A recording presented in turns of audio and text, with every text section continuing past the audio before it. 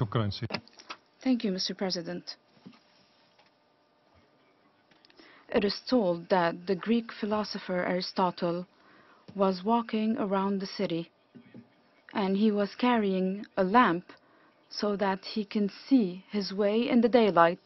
He was carrying a lamp while he was walking during the day. His followers asked him, "Why do you carry a lamp if there's light outside? There's sunlight."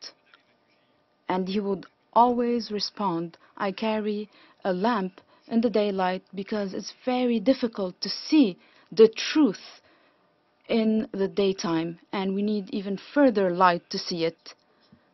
This quote by Aristotle reminds me of some of our colleagues here in this room.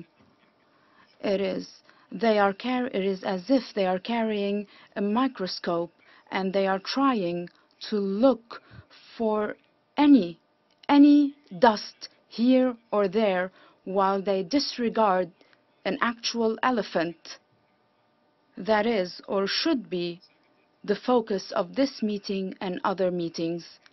This elephant in the room, of course, is the aggression launched by permanent members of this council against my country and occupy the third of the territory of my country by these three countries that launched the aggression, and another occupation that I will mention later on. We truly need an Aristotle in this room. My colleague, the Deputy Permanent Representative of the United States, spoke and said that the forces of her country was able to get rid of 3,000 mines in Raqqa. I think it would have been better for the forces of her country that was occupying and continues to occupy Raqqa. I think it would have been better for them to ask ISIS, when they helped remove 4,000 ISIS terrorists from Raqqa under their protection. They helped 4,000 ISIS terrorists to leave Raqqa and go to Al-Zur and then to Al-Shaddadi city in the north. Wouldn't it be better for the forces of her country to call on ISIS to surrender the mine maps instead of stating that they were able to expel ISIS after a year and a half? So they said they were able to destroy 3,000 landmines. Allow me at the beginning to address my colleague, the ambassador of Sweden, who mentioned my country many times in his statement. However, he called on the Syrian government. He mentioned the Syrian government 16 times. He called on the Syrian government 16 times to do this and that. However, he did not call once for the end of the U.S. occupation of a part of my country, and I will hold that against you, sir.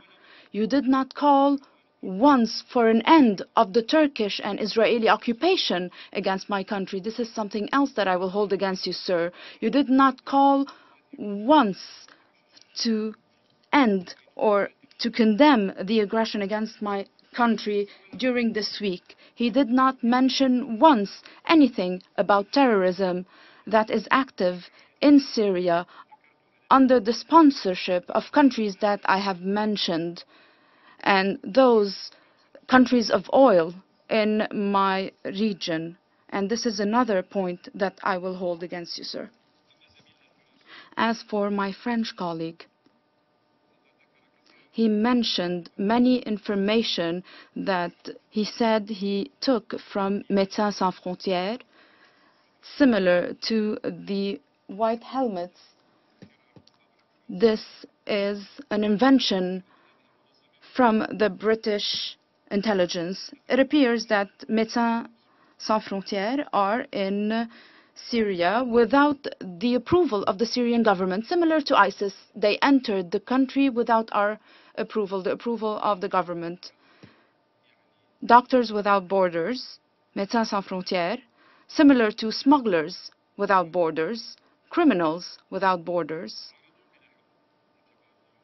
Opposers Without Borders, Agents Without Borders, Aggression Without Borders, and Terrorists Without Borders. The intervention in the internal affairs of Syria, what's important is that for this intervention to be without borders or endless. That would definitely please our French colleague and our other colleagues. Mr. President, I have heard the false allegations, lies and deceits in the statements of some representatives of countries about the visit of the fact-finding mission in Douma. Therefore, I would like to share with you the following information. Of course, to provide this information for my colleague, the British ambassador, because she asked for a briefing. I will now volunteer this information, this briefing to her now, so that she doesn't have to wait 24 hours to receive this information. I have informed you before that the Syrian government has implemented all necessary measures to facilitate the arrival of the fact-finding mission to Syria. Today, the security team, the UN security team, entered Douma around 3 p.m. Damascus time, 8 a.m. New York time, in order to assess the security situation on the ground. And if this security team, this United Nations security team, decides that the situation is sound in Douma, then the fact-finding mission will begin its work in Douma tomorrow. The decision for the arrival of the fact-finding mission is the decision of the United Nations and the OPCW alone. The Syrian government did all that it can do to facilitate the work of this mission. Furthermore,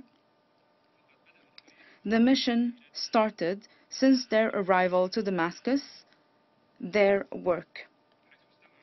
Yesterday, they've listened to statements from some witnesses about the alleged incident. The mission started their work, and all these lies, all these rumors, these are only conclusions, false conclusions, to distort the mission of the fact-finding mission and to make sure that people forget about the aggression.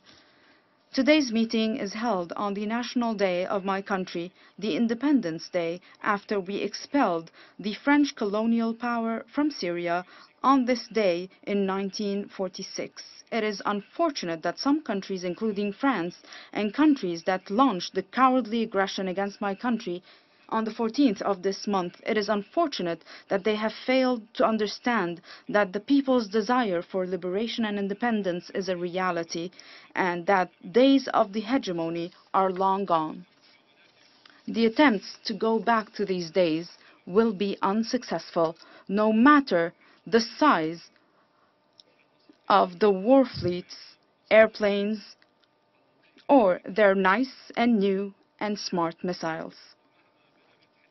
Regardless of the threat of force or the continuous support to terrorism and armed groups under any pretext. Our peoples, the peoples of the earth, have grown tired of the fact that influential countries continue to ignore the provisions of the Charter. They've grown tired of the fact that these countries completely disregard the principles of international law with impunity. My delegation thanks the Russian Federation for requesting to hold this meeting to discuss the situation in the city of Raqqa, this martyr city that was completely destroyed by US forces and their alleged coalition under the pretext of combating terrorism. I will not talk about the assessment of the Syrian Arab Republic of the catastrophic conditions in this city. I will only convey to you the conclusions of the UN assessment mission to Raqqa. shared with the Ministry of Foreign Affairs and Expatriates in Damascus by virtue of an official note from the UN Resident Coordinator on the 4th of April 2018. I quote, the report states, the city of Raqqa is facing a dire situation that requires a complete rebuilding and a complete restructuring of public services and administration from the ground up. End of quote. This is a quote from the United Nations and not Doctors Without Borders or Clowns Without Borders. Allow me to mention some of the conclusions of this mission. 1. The mission witnessed the extensive destruction of the city. Each building was either partially or completely destroyed. Not 70 or 80%. The city is completely destroyed, 100%. Second, the city, whose residents were estimated at about 300,000 people before the crisis, is now home to around 7,000 people.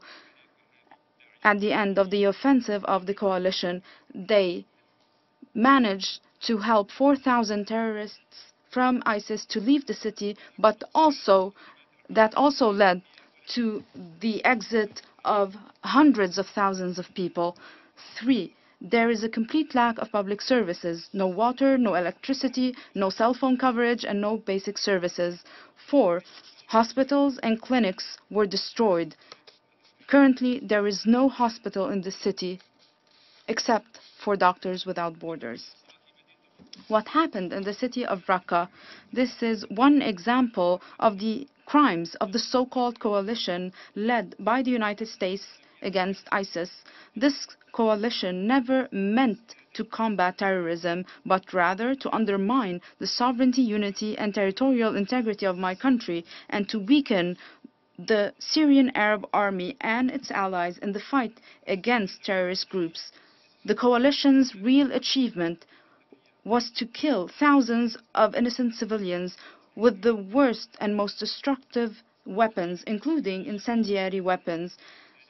They've destroyed the Syrian infrastructure, including dams, bridges, hospitals, schools, development facilities and institutions, as well as economic resources necessary for the reconstruction, notably oil and gas, wells and facilities. I would also like to remind you of the massacres against civilians in the cities of Mayadin and Bukamal in mid-May 2017, and massacres against the town of El Sur, the village of Dablan, the city of Mayadin, and the village of Diban in rural Deir ez-Zur towards the end of June 2017, and Tel El-Shayr on the 19th of June 2017, and the village of Zayanat on the 4th of July 2017, and the city of Kashkash, or the village of Kashkash rather, on the 12th of July 2017 in southern rural Al-Hasaka and Al-Shafa village, as well as Zahrat Al-Aluni in February 2018 and the city of Al-Bahra on the 20th of February 2018. This illegitimate coalition never meant to combat terrorism, but rather it meant to place obstacles in the face of the Syrian Arab Army and its allies as it seeks to combat ISIS. For instance, the airstrikes launched by the warplanes of this coalition against the Syrian Arab Army in Al Tharda mountain on the 17th of September 2016. And you remember what happened back then. What happened was the following. The coalition, the US warplanes, were trying to provide safe passage to ISIS terrorists between Syria and Iraq. Furthermore, the US warplanes targeted on the 8th of February 2018 popular forces on the eastern bank of the Euphrates River. These forces were fighting against armed ISIS terrorists, and these warplanes killed dozens of these popular forces. This coalition not only launched an aggression against the Syrian Arab Army, but also provided support and protection to the forces of ISIS by providing safe passage to ISIS terrorists from Raqqa and Deir ez-Zor, most of them foreign terrorist fighters. They gave them instructions to attack the forces of the Syrian Arab Army and their allies in Deir ez-Zor. This is how the United States, the US forces, saved the remaining ISIS terrorists from certain death at the hands of the Syrian Arab Army so that they can wreak havoc along the borders between Syria and Iraq. The United States, France, and Britain provided support to armed terrorist fighters through the tripartite aggression on the 14th of this month, with the participation of Saudi Arabia, Qatar, and Israel as an act of revenge against the Syrian Arab Army following the defeat of the terrorist proxies of these governments in eastern Ghouta. Mr. President, when we talk about the catastrophic humanitarian situation caused by this illegitimate coalition in the city of Raqqa, we must talk about the situation in Al Rukhban camp. The Syrian government approved the delivery of humanitarian assistance to this camp in cooperation with the International Red Cross and the Syrian Arab Red Crescent. However, the US forces present in Al Rukhban camp prevented the delivery of this assistance and put in place impossible conditions for the delivery of this assistance. The United States is responsible for the catastrophic humanitarian situation in that camp. The main reason for this American position is that they are using this camp to train ISIS terrorists and other terrorist groups so that they can be used in other battles against Syria, Iraq, Libya, Yemen, and other countries in the region and the world. In conclusion, Mr. President, I'm talking here about the elephant that I've mentioned at the beginning of my statement. The political situation in Syria is clear and does not need draft resolutions, mechanisms, or semi-daily meetings for different reasons.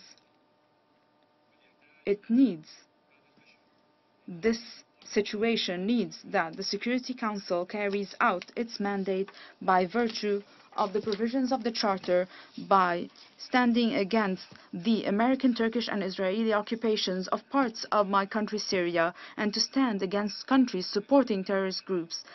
The Security Council also must stand against countries imposing coercive measures against the Syrian people so that the Syrian people is not rendered to refugees and internally displaced people.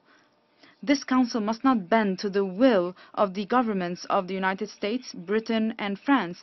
This is a United Nations. Do not turn it into an organization that is not united by violating the provisions of the Charter, by invading countries, by interfering in their internal affairs, by trying to change their governments by force, by launching one aggression after the other, and by destroying our civilizations. I apologize for taking so long, Mr. President. I thank you.